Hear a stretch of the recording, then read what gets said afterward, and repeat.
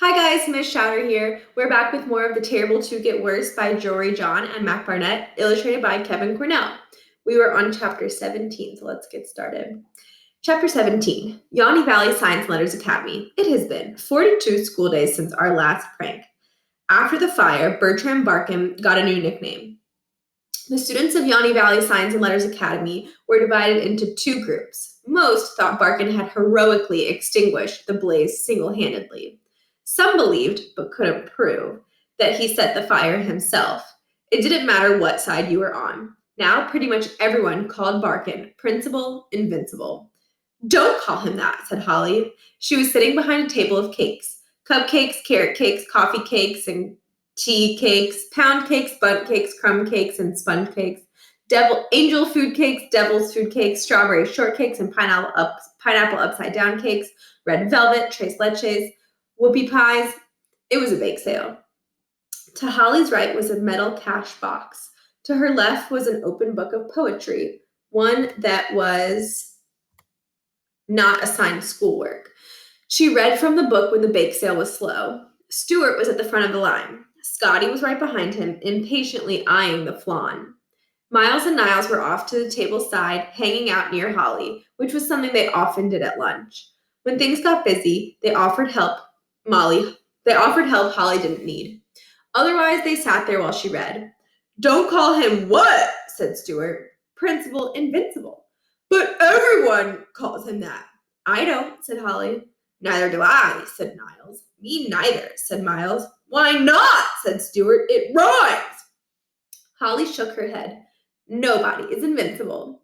What if he is, though? Stuart said. Like once I played this video game and you had to fight this one boss and he was invincible. What if Principal Barkin is like that? What video game? Miles said. Oh man, said Stuart. I can't remember. But the boss was so scary. It was this giant spider and it was covered in armor and your arrows couldn't pierce the armor and it released tiny spiders from its mouth. It was nuts up. Miles bit into a Madeline. Did the spider have eyes? It had so many eyes. Did the eyes flash? Yeah, right before it spat the tiny spiders. You have to shoot the eyes when they flash. Oh, Stuart pounded his forehead. I didn't even try that. See, said Holly, nobody's invincible. I guess. Stuart's right, though, Niles said. I'm surprised Principal Barkin hasn't canceled the dance. Holly shut her book, allowing Niles to glimpse the cover. Collected poems of Emily Dickinson. Think about it, guys, said Holly. This dance is a tradition. Barkin's great-grandfather held the first dance in 1894, and there's been one every year since. Miles and Niles nodded. Holly grinned. Everyone has a weakness. And what's Barkin's weakness? Tradition, family honor, all that. So I'm going to exploit that weakness, and this school's going to get to do something fun. Sort of fun, said Stuart. What? Said Holly. I mean, nobody loves the dance. The student-parent dinner dance was typically the least popular event hosted by the student council. That's because it was a dance with parents. Also, the dinner was bad. It was always the same, soft spaghetti. But it wasn't true that nobody loved the dance. The parents loved it. Why are you still here, Stuart? Can I get my money back? This cupcake is really dry. Hey, I made that cupcake, Miles said. Stuart looked at Miles. Well, it's dry. No refund, said Holly. You can exchange it for anything in this section. Stuart grabbed a streusel and left. What does he know? Holly said. Totally, said Miles. Like Stuart's suddenly Dr. Cupcake and we're supposed to just trust him on how dry stuff is? No, thank you. I meant about the dance, said Holly. For Holly, throwing the dance had become enormously important. It was the only extracurricular event left on the school calendar. The student-parent dinner dance was an affront to power, a glimmer in the dark, an arrow in the spider's eye. Josh, clad in a khaki cap and Niles' sash, cut the line. Hey, said Scotty, no cuts! Josh pointed at the sash. School helper, I don't have to follow the rules. Actually, said Niles, the school helper's job is to make sure the rules are always followed, and it's important to lead by example, so you should probably— Shut up, Nimbus, said Josh. I'm not here to talk to you, or this Nimbus, or this Nimbus. I'm not here to talk. I'm here to pick up this money. Josh reached for the cash box. Holly slammed down the lid and left her hand on top of it. What? She asked. The money, Nimbus. This is a student council fundraiser, which means this is student council money, and you're not on the student council. I'm commandeering the cash, Nimbus. This money is being redirected to the school helper fund.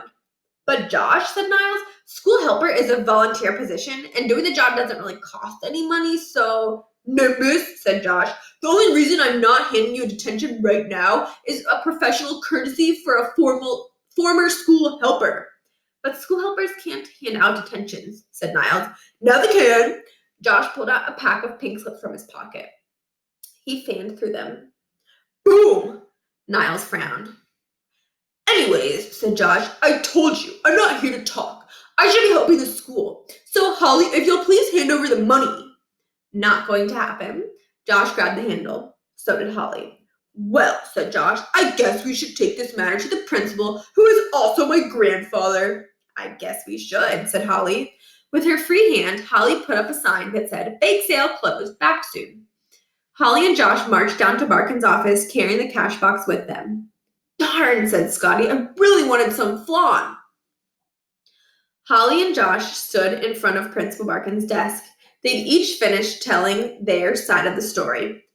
Josh, said Principal Barkin, please leave. Josh stood up and reached for the cash box. Leave the box, Josh, said Principal Barkin. But grandfather, Principal Barkin winced. Josh tried again. But Principal Barkin. You are dismissed. Holly smirked at Josh while he made his exit. Barkin reclined. He scratched his mustache. He smiled. Holly, he said, I'm glad you came to my office. Me too, said Holly, and thank you, sir. I know Josh is your grandson, but that was ridiculous. He can't just go around taking student council money. Why, of course he can. What? Of course he can. And I'm glad he did, Holly. I'm glad he did. Holly, it's my understanding that last year, on a technicality, you defeated my grandson in the race for school president. Am I correct? Yes? Of course I am. I respect that, Holly. I always respect a power grab. I don't know if I'd call it but you grabbed power from the wrong person. You grabbed power from a Barkin. Principal Barkin leaned forward and rested his elbows on the desk. You have to understand, Holly. When a Barkin has been a student at this school, he has been class president. That is a tradition of power. It's a tradition you broke with your power grab. And although I respect a power grab, that doesn't mean I like it. And I certainly don't like the grabber. Am I being clear? Yes and no, said Holly. Barkin sneered. You have a smart mouth, Holly Rash, and I don't like that either. But let me give you a little lesson in power. Josh can take the student council's money whenever he wants to. That's stealing. No, that's commandeering. Do you know the difference between commandeering and stealing? When the powerless take, it's stealing. When the powerful take, it's commandeering. But I'm the class president, Holly said. Yes, and Josh is the school helper. But that's just some dumb job Niles made up a few years ago. That may be so, but I've reorganized the power chart. Do you know what a power chart is, Holly? It's a diagram that describes the flow of power through a school. Here's the power chart when school helper was, as you say, just some dumb job. Principal Barkin drew on a legal pad. Principal, class president, powerless students, and school helper. Barkin tore off the page and started again. But look at this. Principal, school helper, powerless students, including class president, who is you, Holly Rash. But you can't just redraw a chart and change the way the whole school works, Holly said. Of course I can, said Principal Barkin. Who is at the top of both charts? Holly sighed. That wasn't a rhetorical question, Holly. Who was at the top? The principal. That's right, the principal. All power at this school flows from the principal, including the power to draw power charts.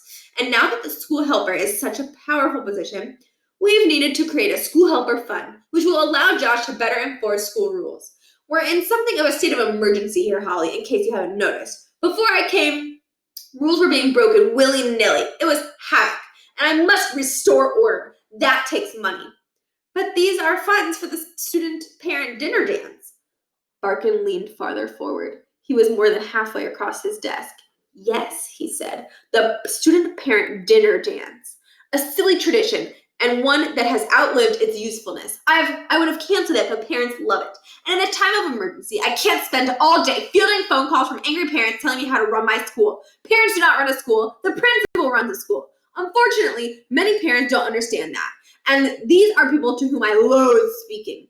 And so I thank you, Holly. Why? Because the cancellation of this year's dinner dance is not on my hands. It's on yours. Holly took a few steps back. How does this sound? Said Barkin, leaning forward even more. I'm afraid that the student council failed to raise the funds necessary to hold the dance. Sad, really. And with budget cuts, blah, blah, blah, you get the idea. Now, please take this cash box to the cafeteria and hand it over to my grandson. You are dismissed. By the time Holly returned to the bake sale table, a long line had formed. Josh was plumping himself up at the front, shining one of his medals with his shirt sleeve. Hello, Holly, he said. She handed over the box. Here. Thank you, Madam President, said Josh. He got behind the table and took down the poster Holly had made the night before. Now, he said, who wants some cake? Proceeds help me help the school. Scotty stepped up and selected a flan. Scotty, said Holly, don't. That money's just going to go to Josh. Scotty shrugged. I'll pay whoever has the flan. Holly slumped against the wall. What happened in there? Niles asked. Holly said, Principal Invincible canceled the dance.